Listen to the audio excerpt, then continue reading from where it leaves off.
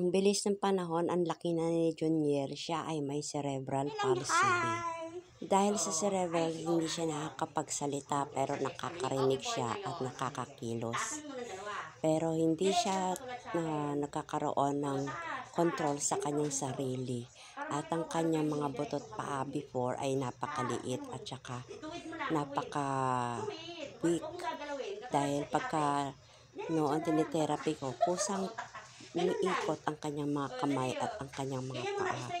At hindi rin siya normal ang kanyang pagkilos, kundi ito ay pabaksak palagi ang kanyang pagbuhat. Kaya ngayon, nagtitherapy kami dahil gusto ko matutunan niya sa kanyang paglaki ang tamang pagkontrol ng kanyang kamay at ng kanyang paa at ang kanyang puwet para siya'y makalakad at matulungan din niya ang kanyang mga mahal sa buhay na nagpalaki sa kanya. Masayang-masaya ako kasi unti-unti siyang sumusunod sa lahat ng mga sinasabi ko at saka sa lahat ng mga pinagagawa ko. At nakakayanan niya na rin ang magkilos ng mag-isa ng tama at ayusin, asikasuhin kanyang sarili sa kanyang pag-upo. Nag-aaral din ito si Junior at nakakakuha din siya ng medal sa kanyang pag-i-school. At nakakatawa rin ang participation niya sa kanyang mga kaibigan at sa lahat ng mga taong nakapaligid sa kanya. Siya ay lumaki sa isang mabuting at malaking pamilya ng ating Panginoon. Kaya ako'y masayang-masaya at nagkatakpo siya ng isang pamilya na mag-aalaga sa kanya at mamamahal at patuloy sa kanyang mag-iingat sa araw-araw. Sa pagte-therapy ko sa kanya ay tuloy-tuloy ang kanyang paglaki, pagganda ng katawan at pagganda ng pag-iisip.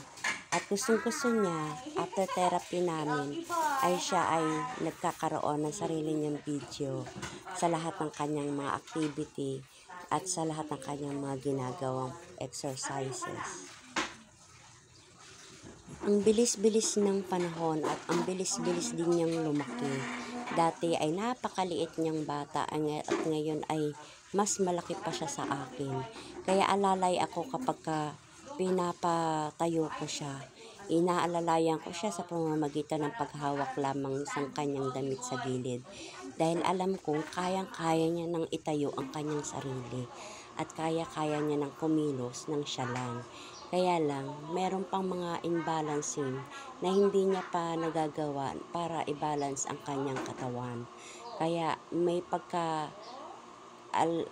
iingat sa pagte-therapy at pag-exercise sa kanya para masanayan niya ang kanyang sariling igalaw ng maayos at tama. Dyskinetic cerebral palsy si Junior since birth. At nagpapasalamat ako at meron din nagmamahal at nag-aalaga at nagsusuporta sa lahat ng kanyang mga pangangailangan. Pagpalain nawa kayo ni Lord at lahat ng mga taong nasa paligid niya. At masayang-masaya ako at bilang isang therapist ay nagkaroon din ako ng isang parte na napaka-espesyal sa mga taong cerebral palsy at natututunan nila ang pagkontrol, ang tamang pagkilos, at ang maging malawak ang kanilang pag-iisip sa buhay sa araw-araw. Ang tao habang nabubuhay ay malaki ang pag-asa. Gawin din lang natin ang tama para sa ating sarili at sa ating kapwa. Marami tayong mga pagkukulang na nagawa noon sa ating sarili at sa ating buhay. Pero kailangan natin ituwid ito at bigyan natin ng pagpapahalaga ang buhay natin habang tayo ay naririto sa mundo. At gawin natin ang tama sa ating kapwa at tamang pagtulong sa kanila, lalong-lalo na sa mga higit na nangangailangan ng ating presensya at pangunawa. Madami sa tao ang sinasayang ang kanilang buhay, ang kanilang mga pagkakataong mabuhay ng maunlad at masagana. At madami din tao na nandiyan na ang lahat pero hindi man lang ipinibigyang importansya kung anong meron sila. Marami rin tao ang walang matirahan, matulugan at hirap sa buhay at walang makain. Pero nagsusumikap para sa kanilang mga sarili. Sana sa bawat tao may mga kanya-kanya tayong pag-unlad at paggabay sa pamamagitan ng ating Panginoong Diyos. Sa bawat pagkasenso sa ating buhay, huwag tayong kakalimot sa ating Panginoong lumikha at tanging siya lamang ang ating Panginoon na tutulong sa atin.